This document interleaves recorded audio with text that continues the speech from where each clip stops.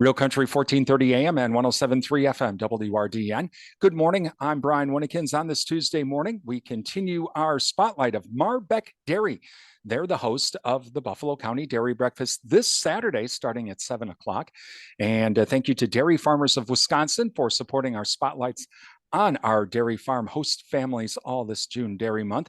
And this morning, we're going to talk with Jonathan Halleck with Bec Dairy about how they care for their cows. And Jonathan, with 1,200 cows, I'm thinking you probably have people that are you have to have people just in charge of feeding the calves and people just in charge of taking care of the heifers and people in charge of feeding the cows. And I would think that this is a pretty major undertaking.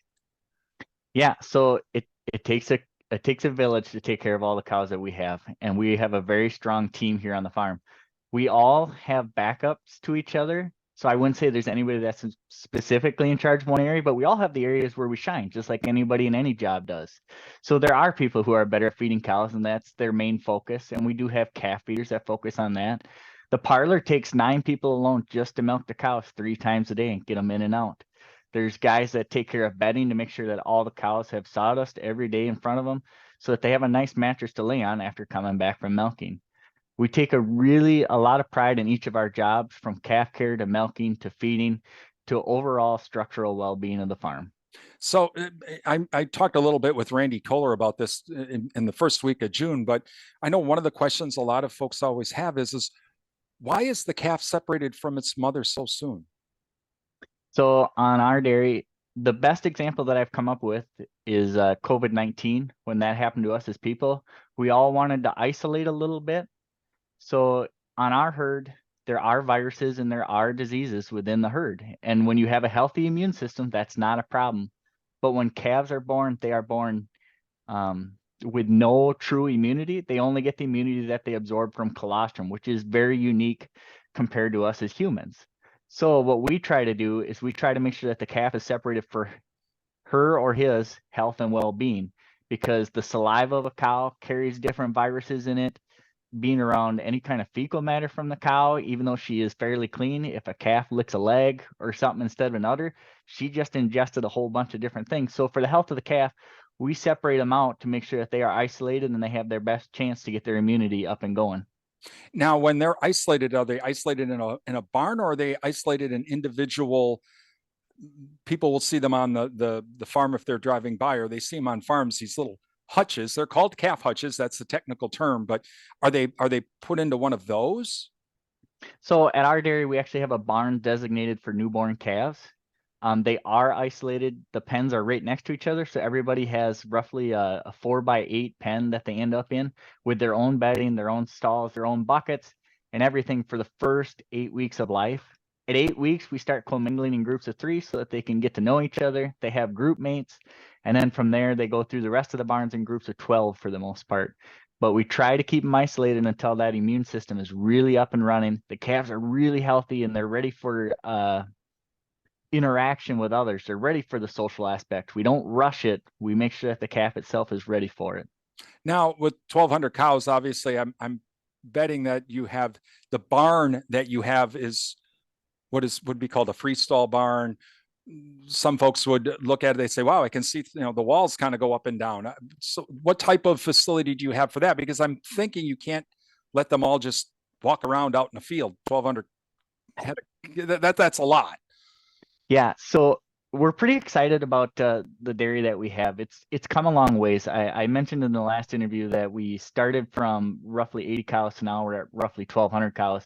And the barn has seen a lot of changes and progressions throughout the years. When we started, we built the free stall, and they are free stalls, and we had naturally ventilated.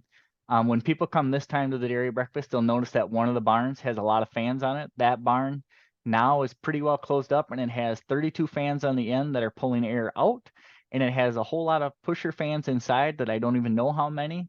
And what we do there is we create a strong breeze at any time of the day for the cows so that they can stay cool in the summer, because cows have a hard time with a leather jacket on staying cool.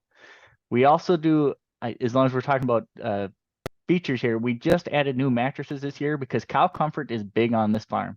A cow that's comfortable is a very good cow to have, because not only is she comfortable, but she produces more and she has a better health and longevity here on the farm. Is So we're is very that excited. is that the primary reason why you keep them inside, quote unquote? That you're not letting them go out on pasture because it's actually it's better for the cow's health. Yeah, so this is somewhat of a controlled environment. So um, there's always a strong breeze. The lighting is right for them. They have water access, food access. They're free to go to water or food at any time or lay down wherever they want. There's no real confinement to it other than the fact that you're protected from the wind, you're protected from the rain, and you're not in the beating sun at any time. Most of the cows, when a gate accidentally is left open, will go outside. They will run around for the first minute and then they will walk right back in the barn voluntarily. How long is it for a cow or on your farm that it's going to be milking? Where how long do you know to keep milking a cow until you say, okay, we can't milk them anymore. They have to rest now. They become quote unquote a dry cow. That's what dairy farmers call it. So how do you determine that? So we have Dairy Comp here on the farm, which is a massive software program that tracks every cow. And then excitingly, we just installed SER activity just in the last couple of weeks here. And so we're waiting to see where that will take us in this life as we monitor each cow on an individual basis. But as far as dry off kind of goes, we aim for what our consultants tell us. And we do talk to a lot of people between vets, nutritionists, dairy consultants in business just in general and where industry is at. And so usually when our cows are within 60 days of calving again, it's time for them to go on rest. They need to get off their feet. They need to finish being, pregnant with 60 days to go. You're starting to feel the pregnancy. So we try to give the cows a rest during that period and then bring them back in. Talking with Jonathan Halleck with Bec Dairy this morning. Jonathan, you mentioned do you have an on-site veterinarian or do you have a vet that comes so often to monitor the health of the herd? Yeah, so we're lucky to work with Mondovi Veterinary Service just out of Mondovi, so they're 15 minutes away, and they come here at least twice a week.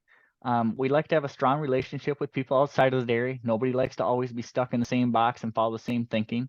It's nice to be able to reach out to other people and other consultants. And so the nice thing about having a vet who's not on farm here for us is he brings in outside perspectives and he can challenge our own thinking so that we can always be looking outside the box and where we can gain comfort in cows and improve their way of life. We are talking with Jonathan Halleck with Bec Dairy. They're the host of this year's Buffalo County Dairy Breakfast this Saturday, starting at 7 o'clock. Again, thank you to Dairy Farmers of Wisconsin. Tomorrow, we're going to talk with Jonathan about that milk, how they keep the milk safe for you even before it goes onto that milk truck. And we're going to talk with Jonathan a little bit about that here coming up tomorrow. You're